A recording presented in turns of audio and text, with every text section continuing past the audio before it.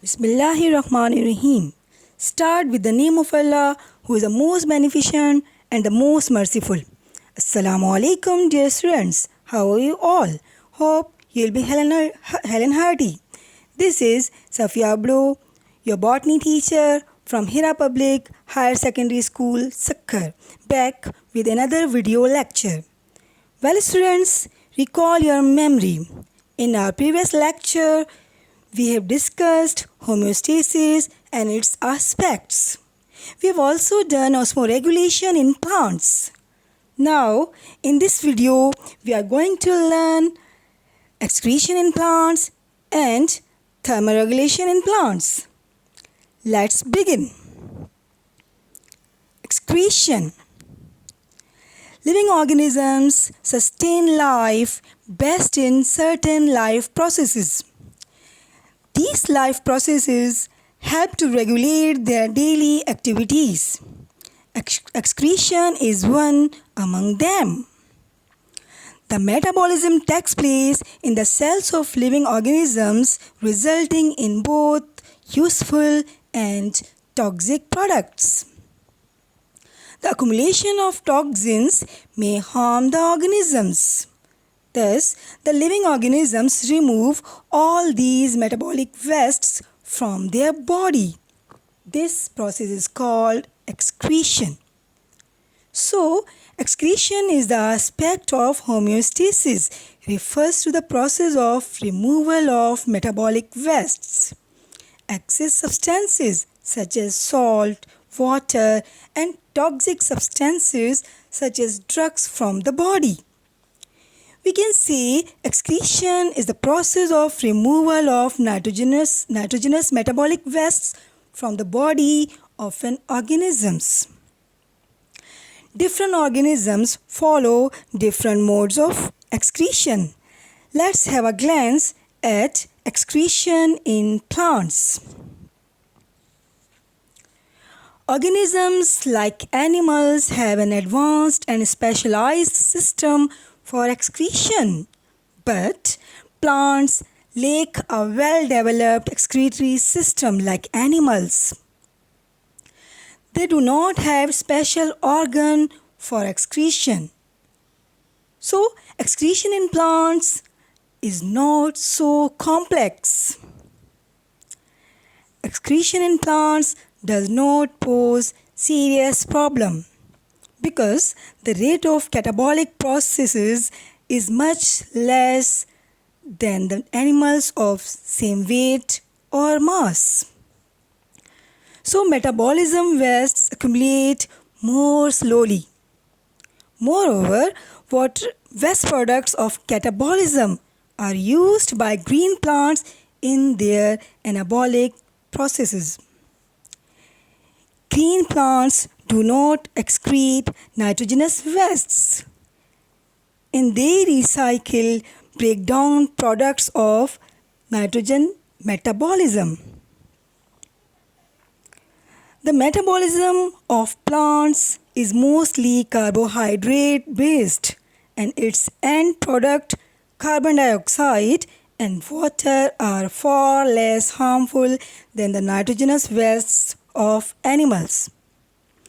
However, certain substances which accumulate to level in excess of plants' needs, such as water, carbon dioxide, oxygen, and certain ions, are to be eliminated.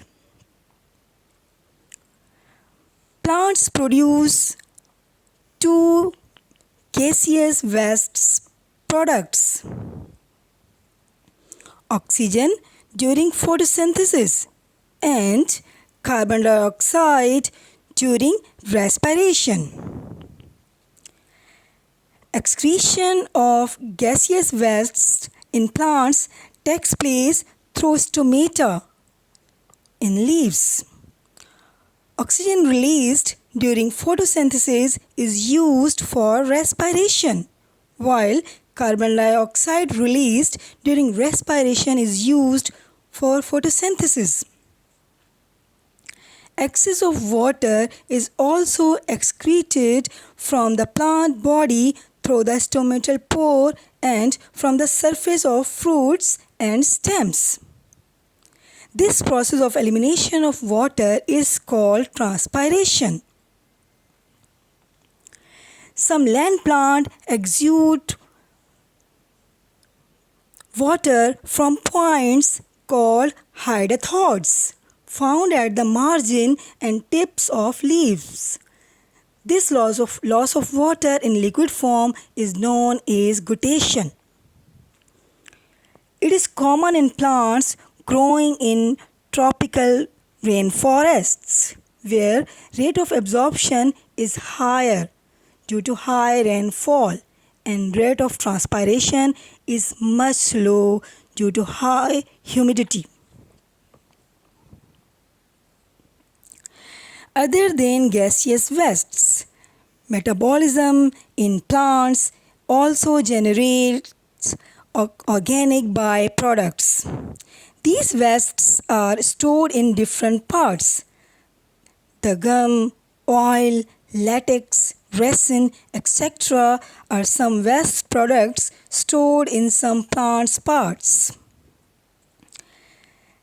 like bark, stem, leaves, etc. Eventually, plants shed off these parts.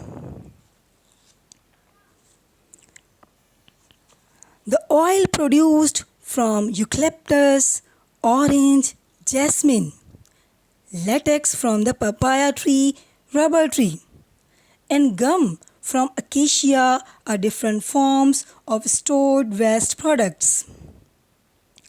Sometimes they even excrete into the soil. Excretion in aquatic plants takes place through diffusion process. Students, this is all about excretion in plants. I hope you have got it fully. Now moving on to another topic, that is thermoregulation. Thermoregulation is the ability of an organism to maintain a core body temperature, which is 37 degrees centigrade or 98 degrees Fahrenheit within an optimal physiological range. The hypothalamus, a portion of our brain which plays an important role in regulating body temperature by acting as a thermostat. Thermoregulation is also called as the heat regulation. We can say it is the maintenance of body temperature within a range that enables the body to function efficiently. The normal temperature range for active life is 10 to 35 degrees centigrade for most of the organisms. The temperature influences directly upon the membrane properties as well as metabolism of cell. Now, thermoregulation in plants. A diverse range of plants display endothermy, and a small number of these are capable of thermoregulation. That is, sensing external temperature changes and regulating heat production at the cellular level to maintain tissue temperature within a narrow range. The body temperature of plants mainly comes from the radiation of the sun. The plants use morphology and behavior for thermoregulation. Morphology: dropping leaves in the winter.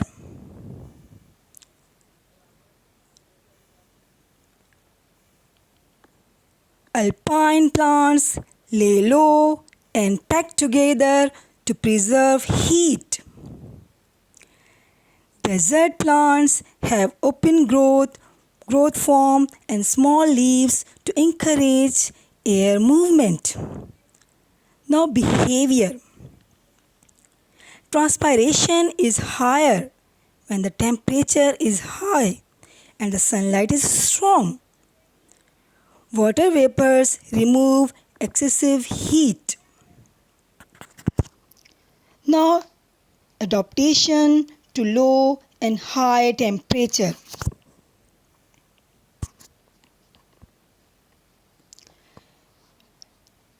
In low temperature, plants face two issues: cold and freezing. Cold, lowered metabolic activity, impairment of photosynthesis, reduced nutrient uptake. In sensitive plants, lethal membrane damage above freezing. Now freezing, ice formation within cells, dehydration. Cold temperature. Low temperature affects the fluid nature of plasma membrane of plant cells. It is ultimately related to affect the transport of solutes across the membrane. Under such condition, the plant cells increase the proportion of unsaturated fatty acids, which prevents crystal formation. The low temperature are the level of freezing point causing ice crystal formation in cell. This is avoided by the composition of solute. This is avoided by the plants inhabiting cold region by developing freezing tolerance, in which the composition of solutes of cell is altered in a way that ice crystals are formed in the cell wall rather than the cytosol. The cytosol is supercool below the freezing point without the formation of ice. Now, high temperature. High temperature is more harmful than low temperature. Why? Because enzymes are denatured, which is disastrous for metabolism. The principal way to cool down the plants in this situation is transpiration. Evaporation of water, mainly through stomata. At 40 degrees or above, most of the plant cells synthesize heat shock protein that protects enzymes and other protein from denaturing. Due to the higher temperature, in addition to these mechanisms, plants have some other ways of avoiding overheating, such as shiny cuticle, a small leaf surface area, and wilting, etc. Temperature above 75 may cause damage to chlorophyll pigment within the plant. Plants possess the fascinating ability to control their body temperature. This physiological process is fundamental for the growth, reproduction, and survival of numerous species of plants. This is all about today's topic, students. I hope these are just clear to you. With this, we have come to the end of this video. See you soon. Take care and Allah Hafiz.